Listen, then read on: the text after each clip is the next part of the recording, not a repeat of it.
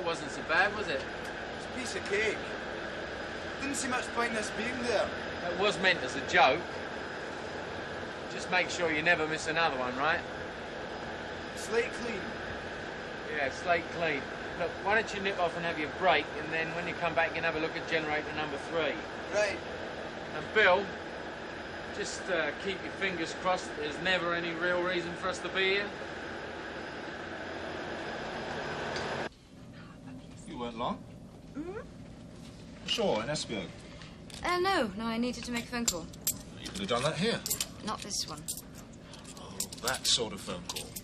Who's the lucky fellow? If I was willing to tell you that, I'd have been willing to tell the switchboard all about it, wouldn't I? Touché. Careful, Christine, careful.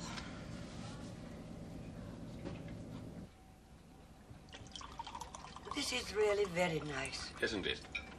I don't mind my own company, you know. In fact, in many ways over the years, I've rather learned to enjoy it. But It's nice to share with a like spirit. indeed it is. Indeed. To us.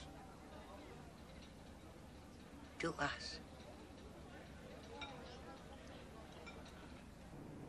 I thought I'd set the record straight, as they say, Thank you, Mary.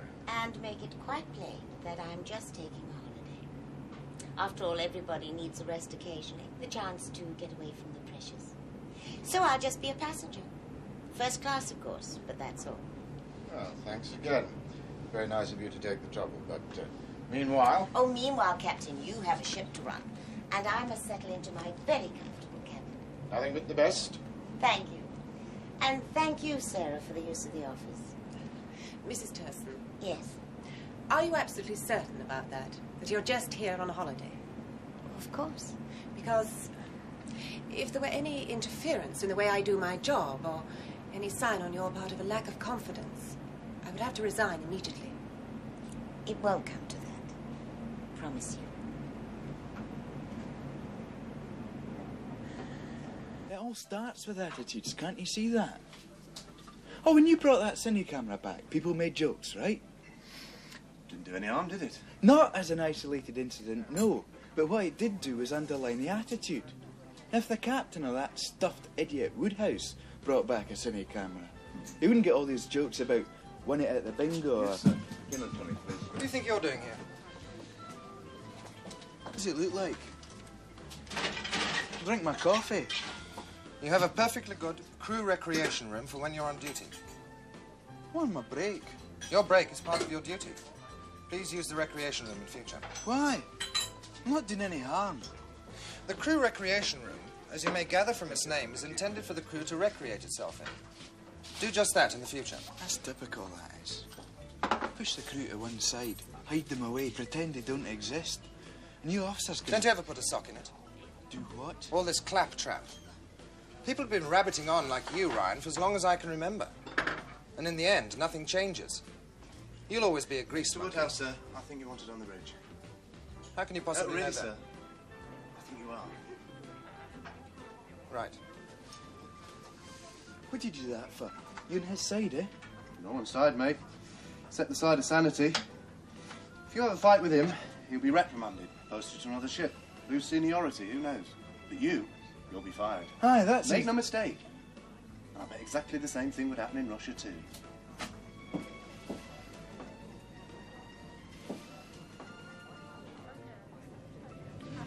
Jane? Oh, Tom. Have you got a moment? No, just a moment. Problems, I'm afraid. Well, look, I had a word with Matt Taylor this morning. Yes. When we went ashore, he said there was something he wanted to talk to me about. No, Tom, I haven't got a lot of time now.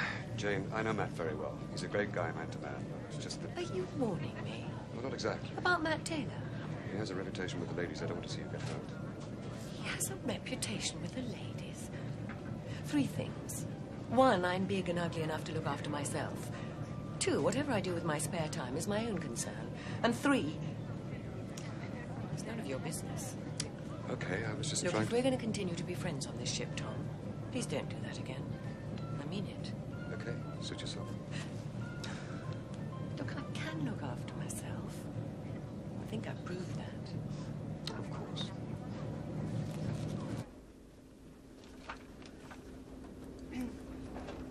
Excuse me. Good Afternoon. You are the purser? Yes. Yes, I wonder if you could help me. If I can. Well, the point is, it's rather confidential. Well, I'm afraid I can't leave the desk at the moment. Oh, it's not that. Mr. Evans. My name's Evans. How do you do? My name is Brooks, Beth Brooks. No, when I said confidential, what I meant was, could I speak to you in confidence? Difficult to say until I know what it is. Oh, it's nothing important, nothing to threaten the security of the ship. No, the thing is, I'm looking for Matt Taylor. Yes, ma'am. Well, he is serving on the ship. Chief engineer. Yes, that's what I was told. No, this is where it could get difficult. Try me. Is he married, do you know? I'm not certain whether... Well, it's hardly confidential. No, he's not. Is he engaged? Or... Matt Taylor? No. Thanks. Can I try and find him for you? Oh, no, not at all. I'd like it to be a surprise. Very nice surprise, if I may say so. In fact, I'd be very grateful if you didn't tell him about me until I've had a chance to talk to him first. That's all right. Of course. If that's what you'd like. Thank you. Ah, Mr. Evans. Well, why not? Oh, you're mad! That's not what all the other girls say. Now you look important to me. They don't come bigger on this ship. Well, I was thinking, you see, in the interest of efficiency, you understand, that a system of overhead wires should be constructed all over the vessel, running from every point to every other point. What for? Don't worry, he'll tell you. Well, you know, like in the old-fashioned department stores, where money was shot along the wires. Well, if we did the same thing here, food could be rocketed to any part of the ship in seconds. Into the restaurants, to the cabins, into the bars. Have you any idea how much food is consumed in one day on this ship? If washing up is anything to go by, yes. We'd have to do away with everything else on board just to accommodate those lives. It would make life interesting, though, wouldn't it? I mean, you could have interdepartmental races. Do you see? Are you here by any chance on the wishes of Mr. Warrender? Yes, I would be pain in the neck. But nonetheless, he moaned that his lunch wasn't exactly what he ordered, so I've been asked to come down here and make absolutely sure he gets what he wants. We're all in the wrong job. You say that again. Oh, I don't know. I rather like washing up. I might even study to pass my A-levels in it.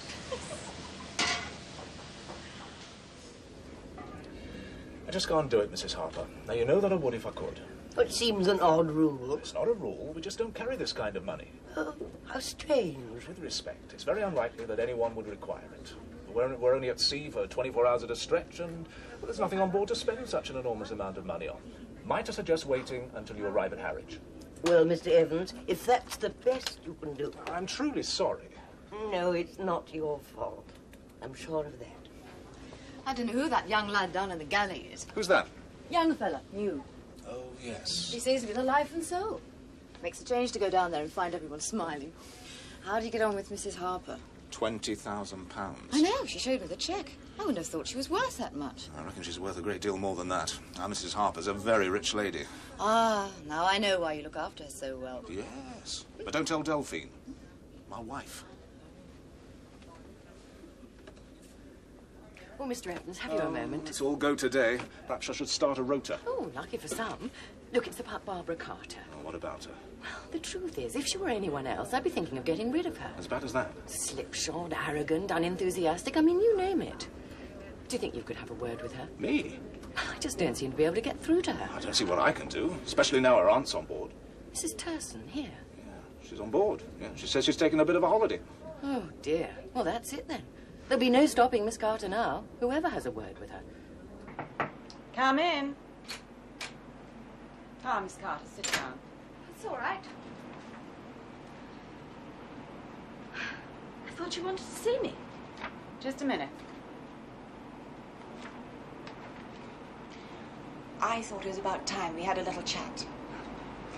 How do you feel you're getting on? Getting on? With who? Your job. My job. All right. You're sure? What is all this? Miss Anthony has asked me to have a word with you. Have you anything to say about that? Not a lot. She has also been to see the purser and the captain.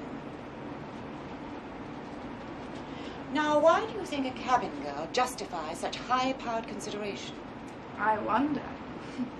I want you to tell me. Well, you know. Oh, After all, I'm not just a cabin girl, am I? That's where you're wrong.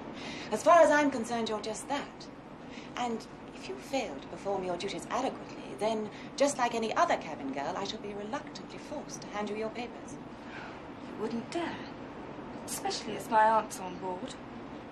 Are you telling me that you can do anything you like and that I wouldn't dare sack you? Is that what you're saying? In that case, our respective positions are totally untenable. This is in lieu of a week's notice. What are you doing? You are relieved of your post, Miss Carter, as of this moment, for dereliction of duty and insubordination. You will be expected to disembark at the next port of call. Is that understood? Mind you, Matt, can't help thinking Bill's got a point on this one. Oh, yeah? What about? About Ted Anderson getting that job. Lots of unemployment about. Exactly. Look, I think what you should be doing instead of agreeing with this bolshy renegade here is going and getting the chief engineer some more orange juice. How can I? You know I've been skint since I bought that camera last week. So you shouldn't have been so flash, huh? Yeah, that would cover it. Thank you very much, sir. Let me tell you once again, what you should be spending your energies on is passing your exams, getting yourself qualified. Then you can go spouting off all over the place from a position of strength. At the moment, you're a nobody. Who's going to listen to you? Now, that's where you're wrong. That's what the fight's all about. Everybody should have a voice. Doesn't matter how much of a nobody they are. That's not the way it is, even in your wonderful communist countries. The world, society, mankind, call it what you want it, listens to strength. That's the way it is, believe me. What's up? I've just been given my cards. Sacked. 2 days? That must be a new record. Oh, very funny. Oh, that's terrible. We must do something about this. Are you a member of a union? No, of course I'm not. Have you seen Mr. Woodhouse? No, you're not likely to see him in here, are you? Well, I better go and see my aunt. I can sort everything out. You can't go round sacking people like that. Don't you think your attitude smacks just the teeniest of a double standard? What do you mean? Well, look, you object to the captain's son working in the galley, and yet you'll stand up and defend that girl's right to a job. Oh, why shouldn't I? Well, don't you know who she is? Why she's too good for the likes of us? No. I think I'd better have another little word in your ear.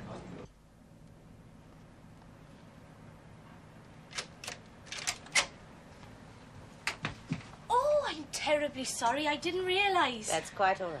You see, the girl who was supposed to do this cabin has just been sacked, and we're all in a... Well, perhaps if you could come back in half an hour. Of course, madam. Are you quite sure she's been sacked? Sure. Oh, I was told Barbara Carter had a job for life, no matter what she did. Trouble? Maybe. Well, if it's those football hooligans, supporters, don't you stand for any disturbance. I'm not having a ship full of passengers inconvenienced just for the sake of a handful of yobbos. Any trouble, you call Mr. Evans. He knows exactly what to do. I will. But it's not that. Well, after what you asked me yesterday about Marion Turson's niece, Yeah? about looking after her. Well, now that Mrs. Turson's on board, I feel I ought to tell you that Well? I've sacked her. Mrs. Barbara? I'm afraid so. Why? Well, with all due respect, I think that's irrelevant. What do you mean irrelevant? After what I said, I'd have thought irrelevant was the last thing it is. Good God, she's only been employed a few days. I'm well aware of that. Well, then surely you could have... No, I could not. I either do my job or I don't. In Barbara's case, I had to ask myself how I would have reacted if one of the other girls had done the same thing. I had no other choice. Yes, you did. Of course there's a choice. What you've done is opt for one course of action rather than another. I just thought I'd let you know.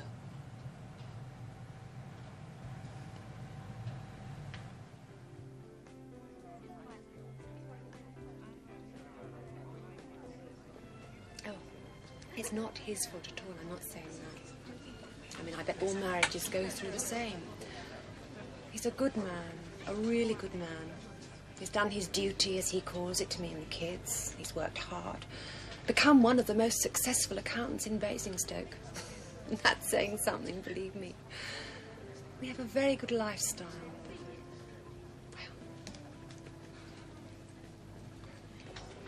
please, And you?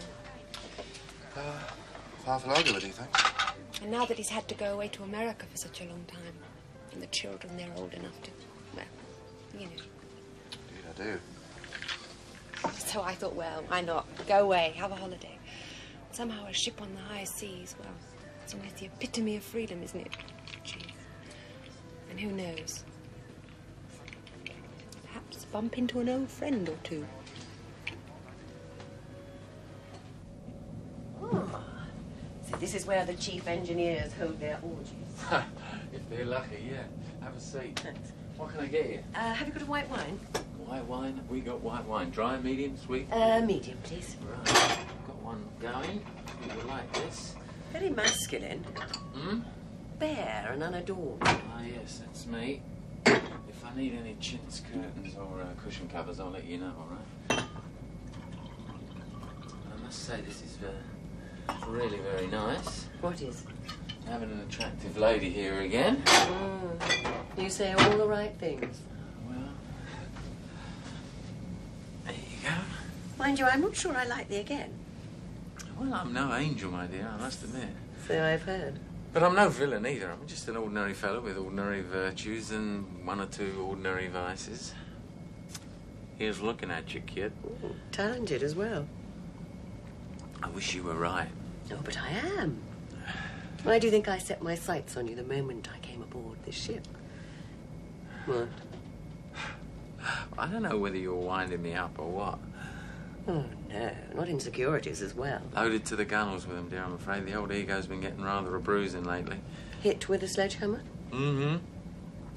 Still, I'm sure the impenetrable veneer of male ego will soon patch itself up again. I think I prefer the vulnerability. Yeah, it's funny. Most women do, you know. Do I detect a touch of bitterness? Oh, just a bit. Well, we soon get rid of that. Right on time. Come in. Sorry. It's all right, Dougie. Come in. No, it's not Dougie, important. come on. Come in. Oh, all right. Can I get you a drink? Oh, no, I'm still on duty. What can I do for you? Were you expecting anyone aboard in SBO? No. Somebody who might know you? No, not at all. Why? What? Well, now, come on, tell me. She asked me not to see. She? How many more she asks herself? Mrs. Harper, Oh, my dear, sit down. you wanted a word with me. It's about finances, I'm afraid. I'm so silly about these things, and I'm sure you're very clever and can explain. Well, I'll try. I want to draw out a few £1,000s, you see, from my account on ship. How much exactly? £20,000. That's a lot of money. It's mine. It's in my account. Oh, I've no doubt about that. It's just that, well, you see, we don't actually hold accounts on board ship. We only hold enough for your day-to-day use.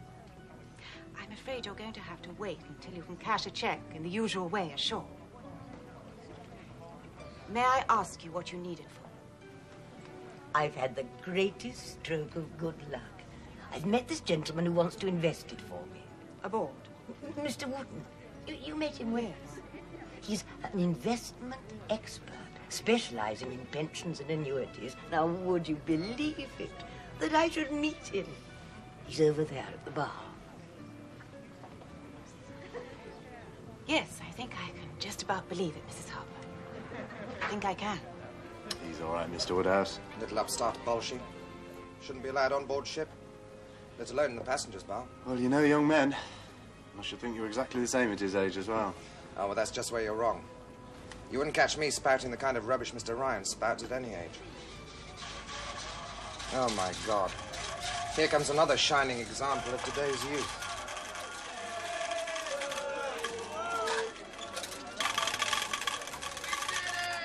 Will you excuse me, Mrs. Harper? Of course. I'll have to do something about this. Now, be careful. Get Mr. Evans quickly. Excuse me. Yes, ma'am. My name is Sarah Hallam. I'm the ship's administrator. Oh, I don't know about that. You look a right little darling. Oh, now, none of us want to spoil your trip, least of all me, and I'm sure you have a lot to celebrate, but I... 131, didn't we? I'm delighted to hear it. Oh, like. So now we're going to show this stuffy little boat how to really enjoy itself. Tell you what, why don't you ask her to join us? Why don't you join us, love? I'm sorry, I'm on duty. She's sorry that she's on duty. And I'm afraid I'm going to have to ask you to make less noise. Oh, hear that? The little darling wants us to keep quiet.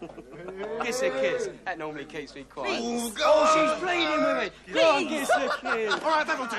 Yeah, let's go. Get it. I'll deal with him, Barry. Come here.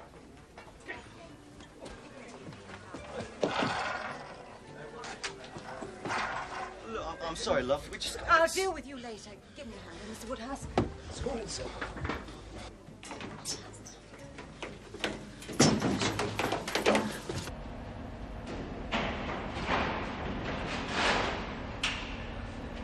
Look, it was all an accident, all right? Now keep still and don't move.